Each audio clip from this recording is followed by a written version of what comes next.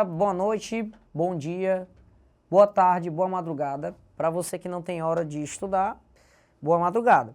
Galera, estamos aqui novamente no nosso canal no Enem BR e nós vamos discutir um assunto hoje muito interessante, que é os conflitos agrários no Brasil. Galera, conflitos agrários são questões muito corriqueiras no seu Exame Nacional do Ensino Médio. São questões que geralmente são classificadas com o nível mediano, devido à complexidade desses problemas, e também são questões que geralmente tem um texto bastante interessante que você tem que ler antes, bem direitinho o texto, a referência, para você poder marcar o item correto.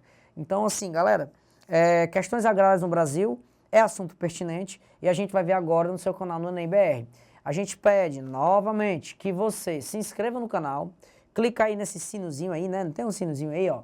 Tu vai nesse sinozinho que tem aí embaixo aí e clica em cima desse sino, porque todas as vezes que sair uma aula nova, sair um vídeo novo aqui no Enem BR, você vai ser notificado no seu celular. Então, dessa forma, você vai ter aulas atualizadas, né? Até o seu Exame Nacional do Ensino Médio e vai estar junto com a gente, né?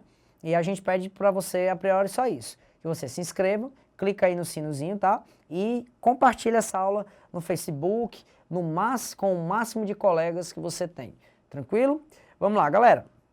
Para a gente falar de estrutura, aliás, de questões agrárias no Brasil, nós temos que ter, primeiramente, uma concepção de que o problema dos conflitos agrários no Brasil não são decorrentes de situação política contemporânea do Brasil. Ou seja, esse problema que a gente vive de conflitos agrários, de mortes no campo, problema de grilagem de terras devolutas, problemas envolvendo pulseiros, meeiros aqui no Brasil, galera, não é problema de hoje. Foi um processo de construção histórica que o nosso país, que foi colonizado, né, de uma forma um tanto quanto equivocada, construiu desde o período colonizatório até os dias atuais. Então, um slide cheio aí para a galera. Vamos lá. A gente já inicia falando que o problema de concentração fundiária aqui no Brasil existe desde as capitanias hereditárias. Aí você fica, caraca, professor, desde as capitanias hereditárias, então a coisa é antiga.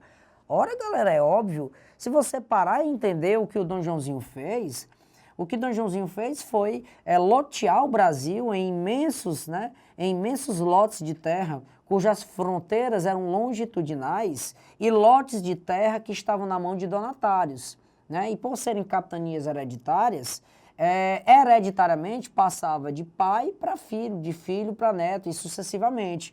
Então essas terras, essas capitanias, foi uma forma que Portugal conseguiu desenvolver de meio que privatizar a colonização do Brasil, já que o Estado português sozinho não teria condições de militarizar, povoar, cuidar de toda a porção do território brasileiro que lhe pertencia naquele momento, porque também tinha o Acordo de Seis Marias, que vigorava naquele momento da história do Brasil. Daí, a fala de Leonel Brizola, quando ele diz que o problema da concentração fundiária no Brasil é caso de polícia e é uma vergonha, porque há mais de 500 anos o Brasil, aliás, há quase 500 anos, né, já que Brizola nos deixa há certo tempo, há quase 500 anos que o Brasil existe e ele dizia que o Brasil não tinha resolvido esse problema dos conflitos agrários. Beleza, galera? Então a gente já começa entendendo que o problema de concentração fundiária do Brasil não é um problema recente, que é um problema de construção, né? Construção política e social histórica que nós tivemos aqui no nosso território brasileiro e que sim inicia com a divisão equivocada do Brasil a partir dessas capitanias hereditárias. Tranquilo? Vamos para dois conceitos básicos. Por favor, o slide ainda cheio aí para a galera. Vamos lá. Para dois conceitos básicos. O conceito voltando aqui, pronto, opa, fiz confusão. Peraí, vamos lá, pronto. O conceito, o slide cheio aí para a galera, vamos lá. O conceito, vamos para dois conceitozinhos, que é o conceito de estrutura agrária e de reforma agrária no Brasil. Galera, Conceito de estrutura agrária no Brasil e de reforma agrária no Brasil. Primeiro, o conceito de estrutura agrária. Não vamos confundir, porque, pelo amor de Deus, se você confundir esses dois conceitos, aí já era, galera, não vai ter jeito. Você vai errar a questão bonito. Por quê? Estrutura agrária nada mais é do que a forma como se divide as terras no Brasil. Estrutura agrária é a forma como se divide a terra no Brasil. Professor, você fez um slide para me dizer o que é isso? Está aqui, ó. Slide cheio para vocês. Achei o slide. Diferentes conceitos de estrutura agrária e reforma agrária. Estrutura agrária, a forma como está dividida as terras no Brasil, claro, pessoal, em propriedades rurais, né? Em propriedades cujo o Estado é que legaliza essa divisão, essa padronização de propriedades e de acordo com as leis, né, de propriedade privada no Brasil. Então, o Estado é que vai definir esse processo de estrutura agrária. Já o conceito de reforma agrária, galera, é completamente diferente. Se você confundir reforma agrária com estrutura agrária, já falei, vai errar bonito. E como você é aluno no Enem BR, você não vai errar. Você vai saber que reforma agrária é o processo de divisão de terras. Na verdade, é um conjunto de políticas, de práticas governamentais que visam distribuir a terra dentro de um conceito, de um princípio de uso social da mesma. Ou seja, enquanto a reforma agrária é a política de distribuição de terras, a estrutura agrária nada mais é do que a forma de como essas terras estão divididas. Então vamos lá, encaixotando direitinho. Estrutura agrária seria a forma como essas terras são divididas, direcionadas e padronizadas pelas leis e regras do Estado. E a reforma agrária são as políticas de divisão de terras para uso social das mesmas. Tranquilo, pessoal? Professor, o uso social das mesmas, o que é isso? A gente vai entender já já o que é o uso social da terra, beleza? Professor, eu notei que na fala do senhor tem uma palavra que você não deixa de mencionar, que é Estado, né? Estado. Então, vamos lá, galera. Se tem um agente que participou diretamente desse processo de concentração de terras no Brasil na mão de elites aristocratas, sejam elites rurais ou mesmo elites políticas no Brasil, o nome desse agente é Estado. Caraca, professor, tá falando sério? O Estado proporcionou isso?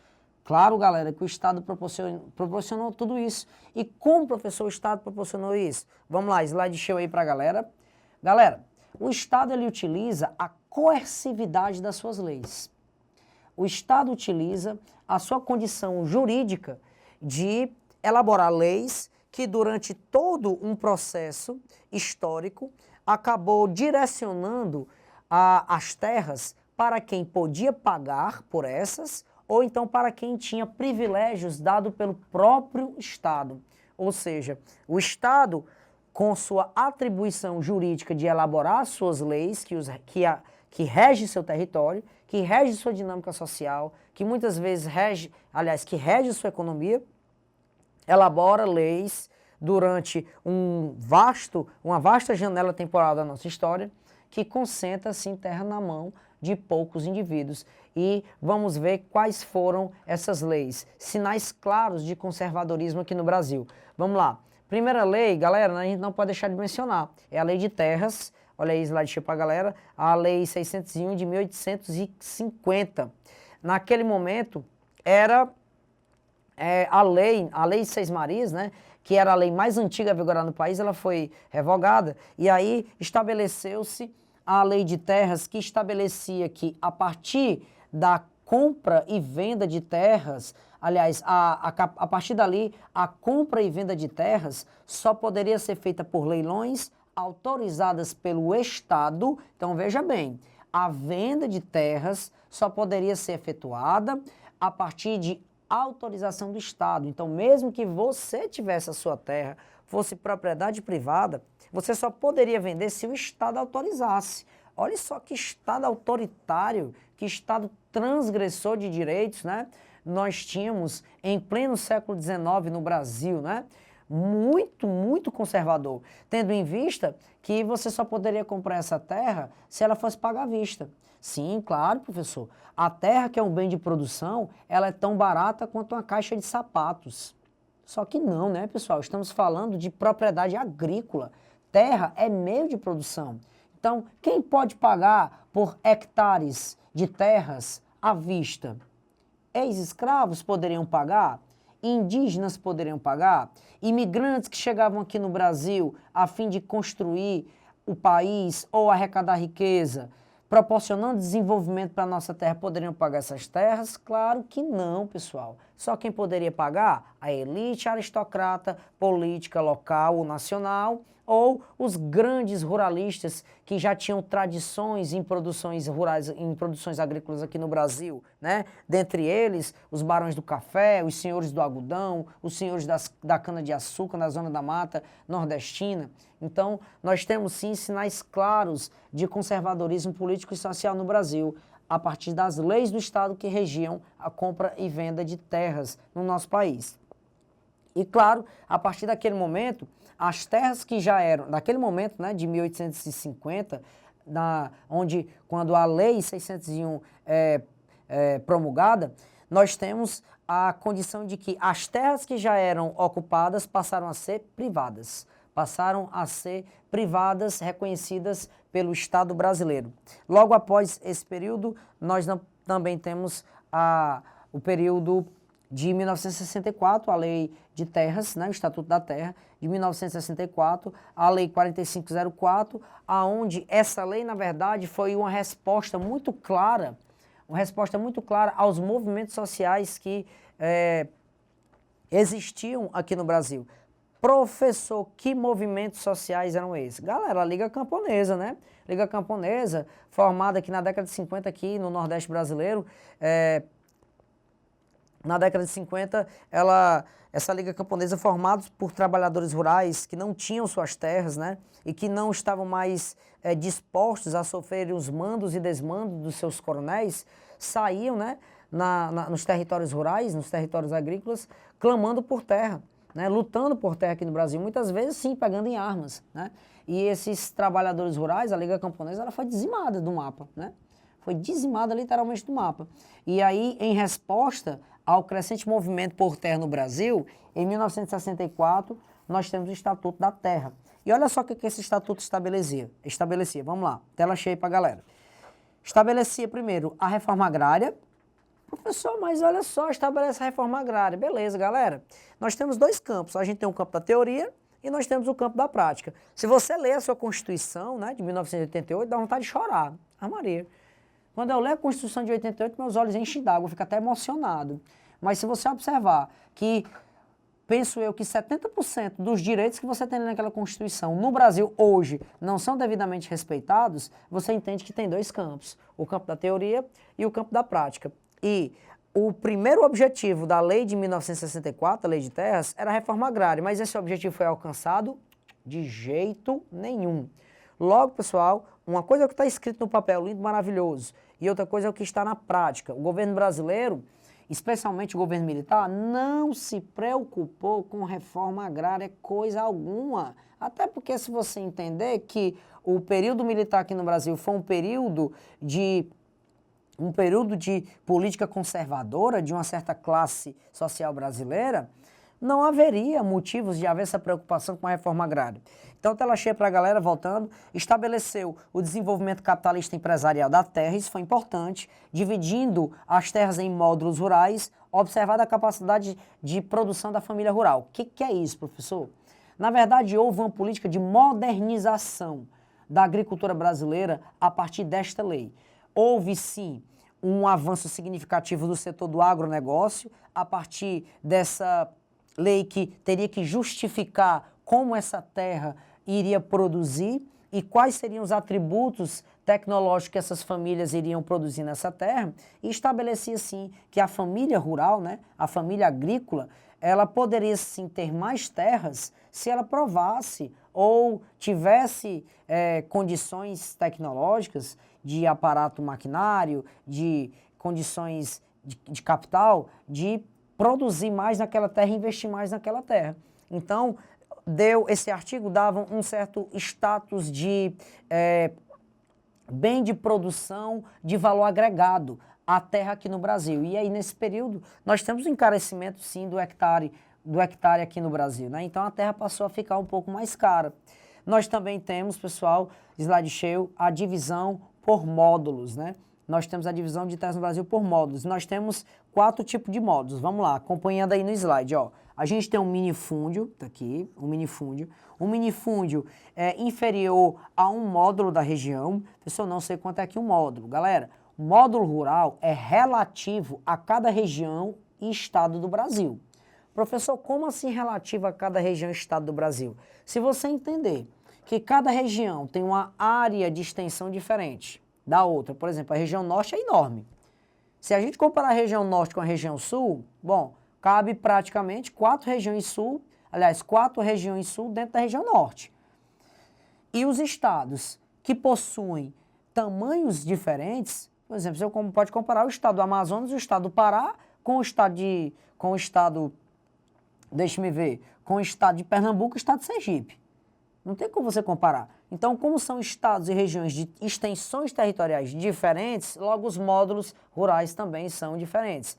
Então, o minifúndio, ele contempla apenas um módulo rural da região. Seria uma propriedade familiar, né, de 1 hectare quadrado. Lembrando que 1 hectare quadrado são 10 mil metros quadrados, tá bom? Beleza? O outro, vamos lá, slide cheio, o outro seria a empresa rural. A empresa rural, a propriedade de até 600 módulos rurais explorado economicamente. Então, seria um minifúndio, no entanto, um minifúndio produtivo. Um minifúndio produtivo. E terra produtiva, ela não pode ser invadida aqui no Brasil, especialmente sendo uma propriedade privada. Beleza? O outro módulo seria o latifúndio por exploração. E aqui, pessoal, é uma imoralidade. Por que com a imoralidade? Porque uma propriedade rural é o imóvel rural de até 600 módulos rurais regionais, mas que não produz absolutamente nada. Então seria o latifúndio improdutivo, aquela terra extremamente extensa, mas que não produz absolutamente nada. E é aí aonde a lei dá a brecha para a revolta de diversos grupos de reivindicação de terra no Brasil. Como pode tantas pessoas sem terra no Brasil, tantas famílias necessitando de assentamento e a lei brasileira de terras contemplar a existência de um latifúndio, uma propriedade privada, extensa e que não produz absolutamente nada? Fica a pergunta. Daí, essa brecha nessa lei de 1964 dá condições para que esses grupos de reivindicação de terras aqui no Brasil bata com tanta força pela reforma agrária, beleza? E claro, pessoal, olha, de novo na tela aí, o latifúndio por dimensão, onde as propriedades são superiores a 600 módulos rurais, mas também são propriedades produtivas. Então, propriedade produtiva não é passível, e privada especialmente, não é passível de invasões aqui no Brasil. Beleza, galera? Tranquilo?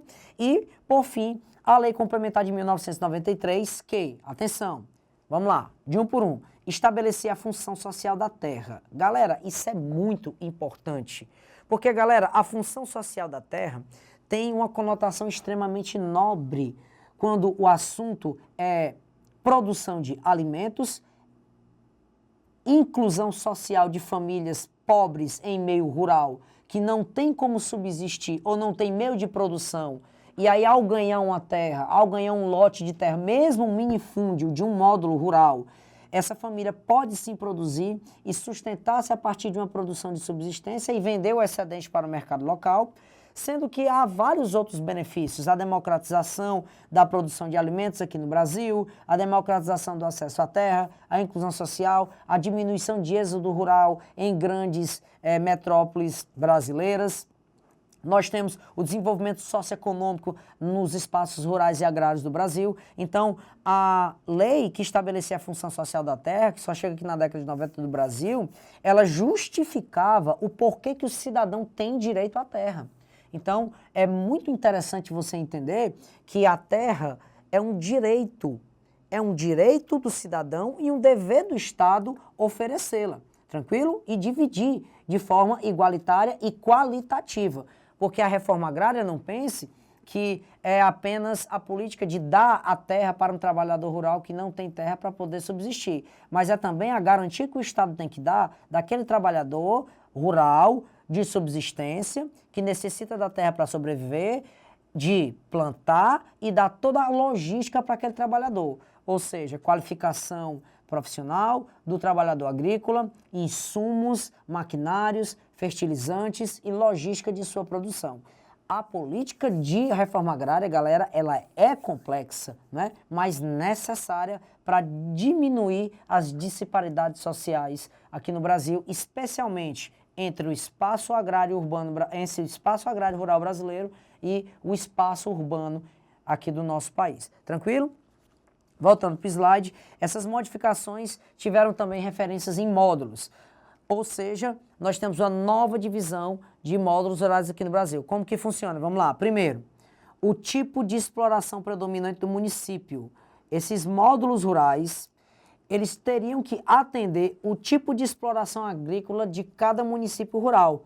Por exemplo, há municípios no centro-oeste brasileiro onde a exploração agrícola é soja. E sendo exploração agrícola de produção de soja, esses módulos rurais têm que ser imensos.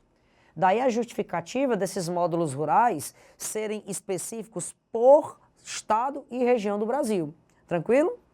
Há também a renda obtida com a exploração, tranquilo? A renda obtida com a exploração, ou seja, dependendo da renda proporcionada daquela produção agrícola, esse módulo rural poderia ser maior ou menor, beleza? Nós também temos a condicionante familiar, ou seja, a capacidade produtiva dessa família. Se essa família é uma família de trabalhadores de subsistência, trabalhadores rurais de subsistência, ou se é uma família de latifundiários que tem meios de capital, de produção para poder investir naquela terra e poder fazer com que aquela terra se torne mais produtiva. Lembrando que o agronegócio é, sim, importante, pessoal, para o Brasil. Na verdade, nos últimos 10 anos, o agronegócio tem sustentado o nosso PIB brasileiro. Então, há muito tempo, tá, galera, que o nosso PIB depende diretamente do agronegócio. A gente não pode aqui demonizar os agroprodutores e latifundiários do Brasil, que sim, têm sustentado a nossa economia brasileira, beleza? E qual seria essa classificação desses imóveis fundiários? Vamos lá, slide cheio para a galera. Primeiro, o minifúndio. O minifúndio é um imóvel rural a um módulo. Professor, o que é o módulo? Repito, o módulo é referente a cada estado e a cada região, tá bom? Então, eu não posso te dizer aqui quanto que é um módulo rural.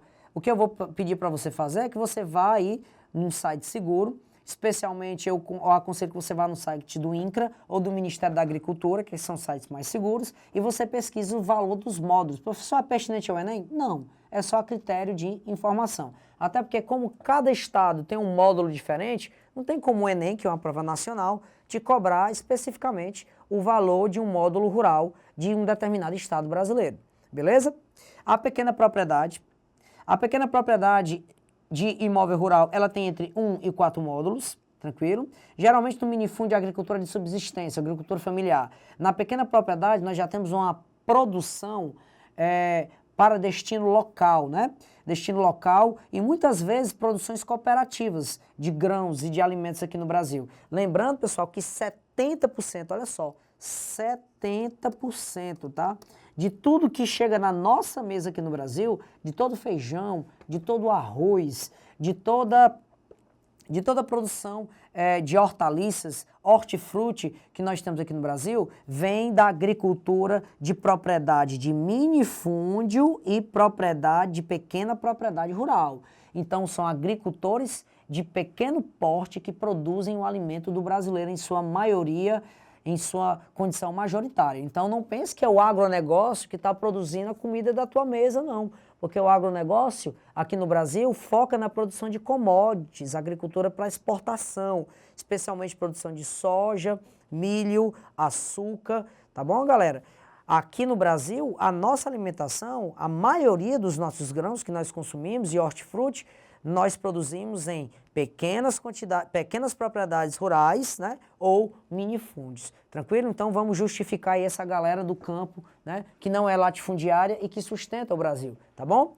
Vamos lá, galera. A média propriedade, imóvel entre 4 e 15 módulos rurais, aqui a gente já tem uma propriedade significativa. uma propriedade que aí, dependendo do módulo rural, pode ter até 150 mil metros quadrados, né? Então, uma propriedade significativa. Aliás, 150 não, desculpa, pessoal, 150 não, 150, isso, 150 mil metros, 150 mil metros quadrados e uma grande propriedade, né? A última grande propriedade, imóvel superior a 15 módulos rurais, né? Então, aqui a gente tem um grande latifúndio, né? Um megafúndio. Então, são grandes propriedades rurais que podem ser produtivas ou não. Note, pessoal, que a Lei Complementar de 93, ela avançou no quesito deixar claro que o cidadão tem direito à terra para o uso social da mesma. Mas ela retrocede quando ela tira dos seus anais, né? Quando ela tira da sua letra da lei a questão do latifúndio improdutivo.